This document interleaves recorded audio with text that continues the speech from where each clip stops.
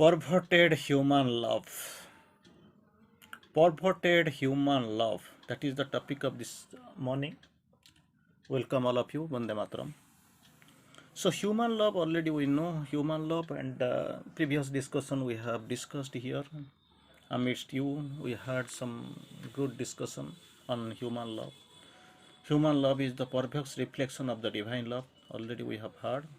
So on this perverted human love, that is the topic of discussion for this morning. Here in the course, human love is mostly vital, mostly vital, human love, and physical with a mental support. This human love, you can remember, human love is mostly vital and physical with the support of the mental support, with mental support. If it can take the, if it can take a unselfish, noble and pure form and expression, only if it is touched by the psychic. Most of the time we feel, we complain that things are happening this way. What you are going to do? What is your role? You have your role. You can fulfill. How? Human love is mostly vital and physical with a mental support, that we know we want to. We keep fulfilling this desire. We keep, actually, that is what our issue. We keep, till now we are the slaves of this human love, human desires, human attachments, human sex. We are here. Even if I am speaking and outward activity, if you don't know, even if there is some inclination and all, it has got sexual part, it has and love. You have got many levels, many layers. So if something is there in between, you think of something else or somebody's purpose with relate to this love and sex and all, still then you are involved. That is what. And so here also, this human love, which is now perverted, now vital and physical with a mental support, it can take an opposite move, like unselfish, noble and pure form. Three things. Unselfish, it can't be love and sex, whatever is there, desire, these are all selfish moods. For that, actually, we keep changing from person, from point to point. We leave the world as it is. We want to remain confined in our atmosphere. We don't want to make any hallaball or united life. We try to go further, because that is further it. Here, actually, we know, suppose somebody wants to stay unselfish, noble and pure from pure form and expression, pure form and expression. It can be only be done. It can be only achieved by the, if this human love is touched by the psychic. If this is touched by the psychic, things can change. You can remember. Sometimes you don't know. Even if this unconsciousness has pulled many high siddhas, high yogis down, any moment it can sexual desire and attachment. It is something like asuric, tamasic. It is demoniac in principle. It can pull at any time to anybody to any level. So one who wishes to reach the divine must not burden himself with human love. It is with there, okay, everyone is doing, everyone is enjoying, everyone has got the attachment, they have got the inclination, something they possess in their subtle, it is there, okay, don't forget about that. For you still in the course, people who are in this track of this sadhana, so must not burden himself with the human love and attachment. You must not burden with the human love and attachment. You must be devoid of. For they form so many fetters and hampers in the steps, so many fetters and hampers in steps, turning him away from the divine, away besides from the concentration of his emotions on the supreme object of love. You are supposed to concentrate on the supreme object of love. Instead of doing all these things, you are concentrating on this attachment, desires, vital desires, physical longings, mental support. You are supporting, you are busy there. So to get rid of these things, there must be a psychic touch. to become unselfish, noble, and pure from and form and expression.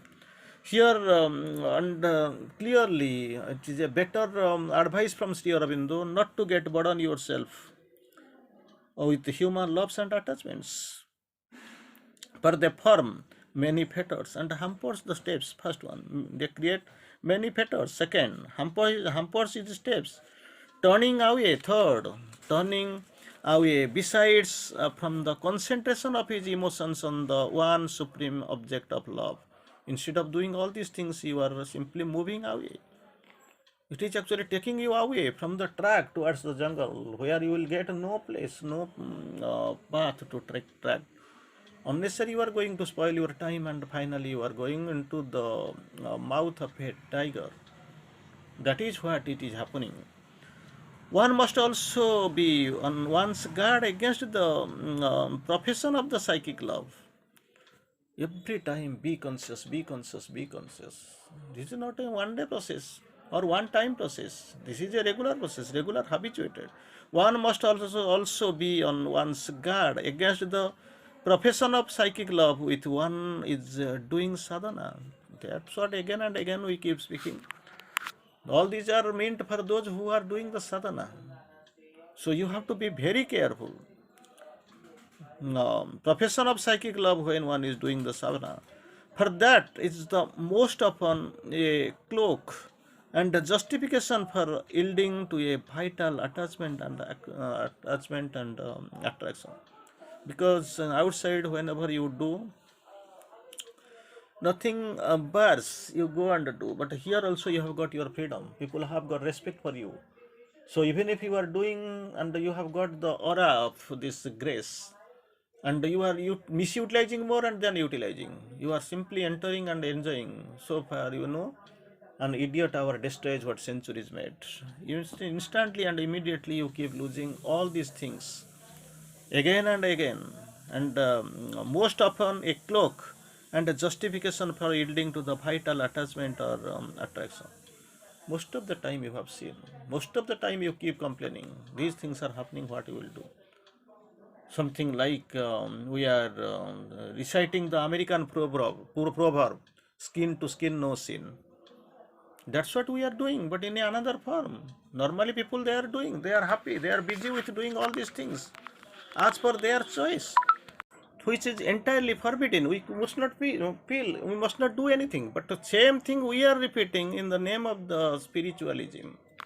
We are here confined doing Bhagavan work, Bhagavat work, God's work, and the divine work. In that way, in that method, in that words, we are simply cheating ourselves, cheating the world, and cheating the divine. So it must not be not happen. You must know the difference between human love and morbid human love and supreme divine love. That is what the difference you must know. There is no darkness, there is no cheating. Human love always fails, but divine love, it will never fail you. Never fail you. Human love, there is no attachment. In human love, all the attachment longings are there, but in divine love, you can't find those things. Only the divine. Divine love will never falter, never fail you. So you have to be very choosy. Suppose you are in this track, you are trading, the spiritual track. Otherwise, it is not actually applicable to at all to you. Again, we'll go forward little bit to Sri Aurobindo, how he really explains one step forward we want to go. To run about expressing love for one's personal satisfaction or satisfaction for other is only a spoil and lose it. Which is a spoil. You run about expressing love for one's personal satisfaction or satisfaction of others. Don't go do for that. We are doing. Like most of the time we can feel even the great organization is breaking, collapsing like anything. We have done so and so, people are having loose remarks and all. Okay, if something has happened, you try to overcome, try to cross over. To run about expressing love for one's personal satisfaction, expressing personal satisfaction and satisfaction of other only to spoil and lose it. One can lose divine, one can love divinely. So how can we give? That is what is the process? One can love divinely only by becoming divine in nature. There is no other way. There is no other way. If you have to, you are become the divine or divinize yourself, you can be able to understand what really this divine love is. And another very good sentence, message, earlier we have quoted before you. One must divine oneself before bearing the pressure of the divine love. That is what the requirement. You must bear. You must be very thing. Don't be silly. Don't be silly. You are in sadhana. Many steps you have gone from ahead. It is coming in disguise. You have to be very vigilant, very careful. Something is coming, you surrendered. What is the best for us that the divine will sanction. In most cases, sometimes divine sanctions, then he snatches away everything because it is no more required. That is not also given, that should not be given. But sometimes, if the divine feels, then he may sanction. Divine may sanction. That is what. But don't think that it is if this is required for somebody as per his nature and personality. The same can be sanctioned or issued to me because my personality, my nature is different from your nature and your personality. That's what you have to remember. You have to be very careful. The true love for the divine is self-giving. How can I know? How can I differentiate? How can I know that what is true love, what is untrue love? The true love for the divine is self-giving. Second, free of demands. There must not be demand. Full of submission and surrender. That is what. Full of submission and surrender. Makes no claim. That is number 4. Imposes no condition. Number 5. Number 6. Strikes no bargain. Then indulgence no violence of jealousy. 7. Number 8. Pride or anger. For these things are not in the composition, in the love of the divine composition, in the composition of the divine love composition. These are the words or phrases. They are not contained. It is not described. It has not been there. It is free from all these things. I will tell you again. The true love for the divine. How can I claim that I am in true love or in untrue love? Suppose you are in true love, you must remember what it is self-giving. True love for the divine is number 1, self-giving. Number 2, free from demands. You don't demand anything. Number 3, full submission and surrender. Submission and surrender, very difficult, fully. Number 4, it makes no claim.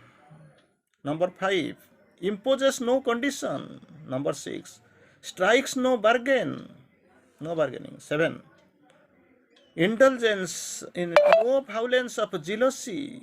Number 8, pride or anger. Number 9 is anger.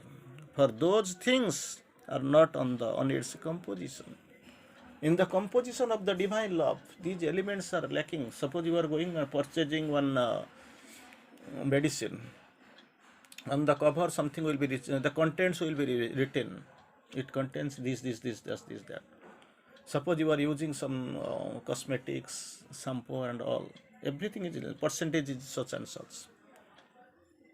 With this actually you are using. Here also, divine love that contains, it is there. But these things, whatever we have read, the 9 components, self-giving, free from demand, full of submission and surrender, no claim, no condition, strike no bargain, no violence of jealousy, no pride, no anger.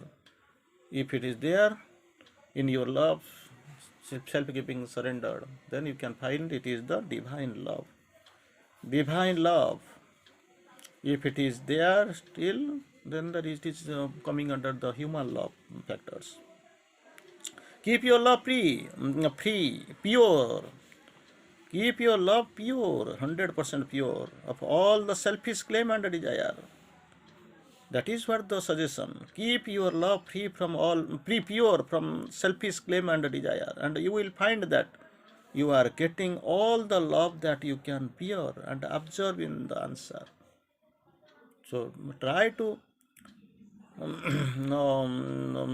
remain very pure. You have to be very particular in choosing what really you are doing. Be pure, love pure of your selfish claim and desire. These are really happening. You try to become out of it. And you will find that you are getting all this love. You bear and absorb your answer. Automatically it will come. You don't have to ask anything. Automatically, spontaneously, simultaneously it will come to you. That is what. Thank you for now.